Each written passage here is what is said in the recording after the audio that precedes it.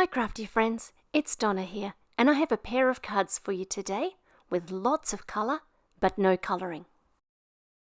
Let's get started, shall we? And we'll begin with our feature images. For my stamped images, I'm trying to create a piece of watercolour paper that has a vibrant blue and a vibrant lime green on it. And the process that you see here is probably a lesson in perseverance, because while the blue came together quite easily, the green was not so cooperative. I've taken a bunch of distress inks and distress oxides and smooshed them onto my ancient craft mat.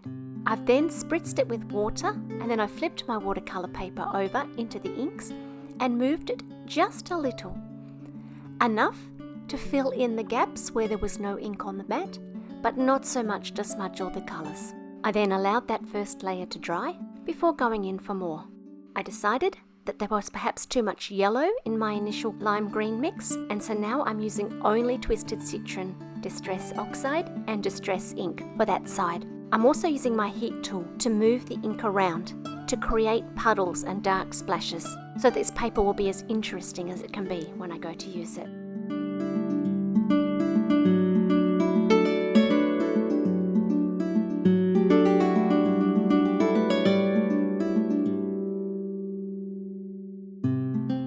Still not happy with that paper, so this time I'm using only Distress Ink and I've left the oxide out. Although these colours have the same name, the oxide's significantly lighter than the Distress Ink, especially once you add water and it turns chalky. Finally, I have something that I'm happy with, and so we're going to get on with the stamping. I've chosen these two images, Bold Flower 2 and Bold Leaves 1, because I like the thick lines and I think they'll stand up very well when I heat emboss them in white.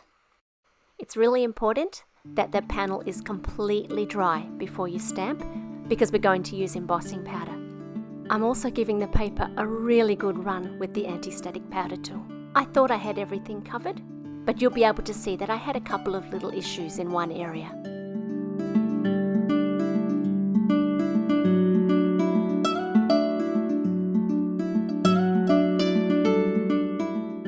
Whenever I have watercolour paper, which is quite textured, I usually stamp my images twice before I heat emboss.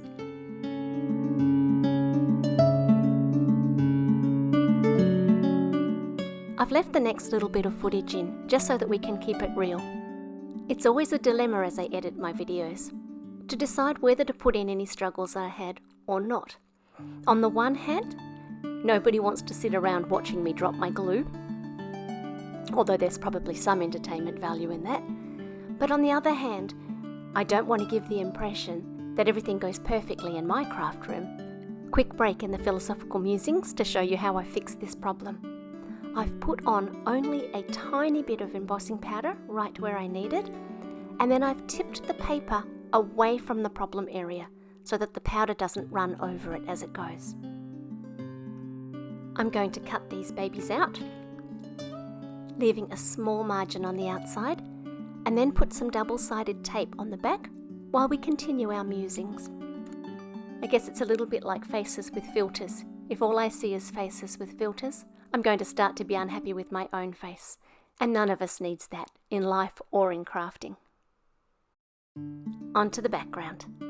I have a piece of teal paper here, and I'm ink blending two colours onto it, but you'll really only be able to see one of them until we add some water. And because this is a distress ink, the water will lift and give the teal areas some nice dimension.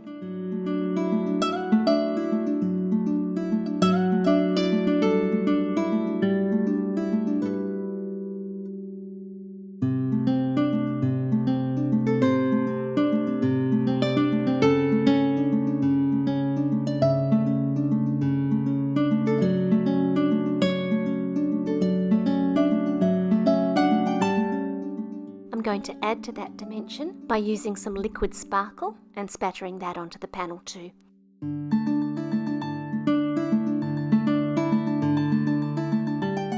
I'm far too lazy to go all the way to the kitchen to get water, and so I'm just spraying from my spray bottle onto my brush. Does anybody else do that?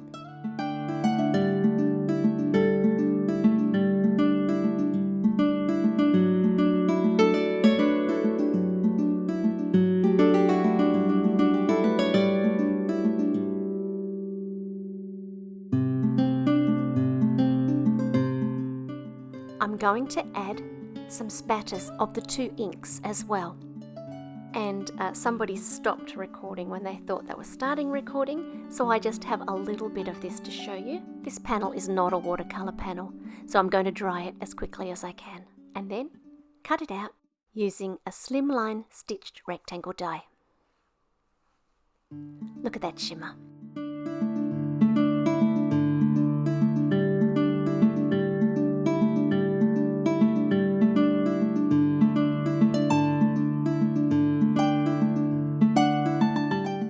I had a little bit of teal cardstock left on either side from where I cut out my panel, and I'm going to use one of those strips with a little bit of shimmer on it to decorate the envelope.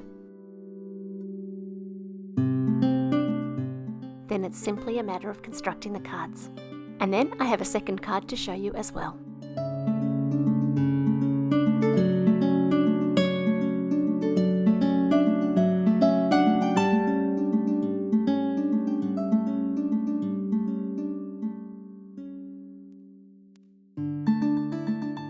The sentiments for both cards today come from the Rainbow Poppies sentiment set.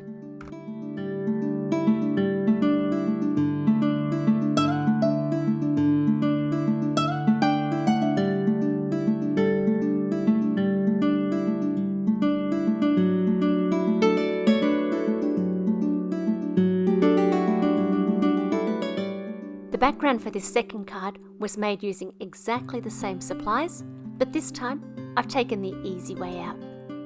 I'm going to combine the distress ink with the liquid sparkle on a sheet of plastic and then spatter that over the page. This will give me some nice shimmery blue and aqua sparkle.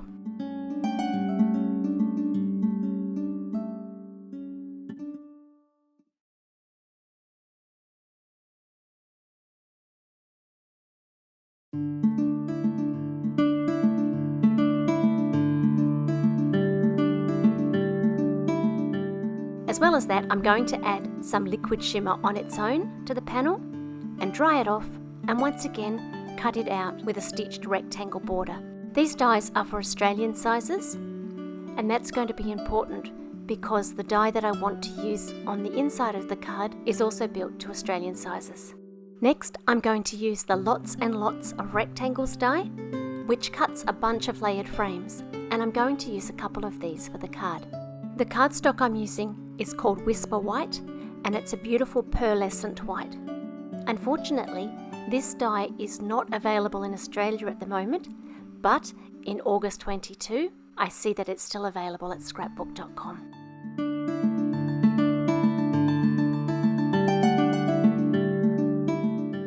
I'm using glue for all of the elements on these cards, except for the flowers and leaves themselves.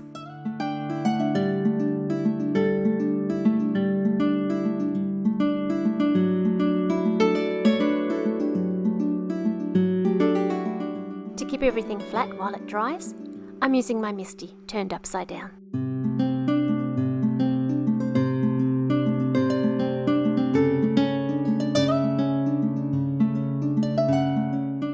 Does this wonky frame bug anybody? I like it.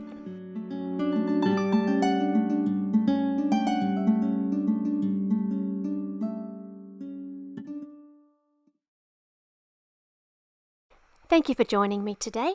I'm going to leave you with some close-up photos of the cards. Feel free to like and subscribe. Thank you so much to those people that always take the time to comment. I really appreciate the comments so much. Until next time, may you have beauty in your life. I'll be back soon with another card. Bye for now.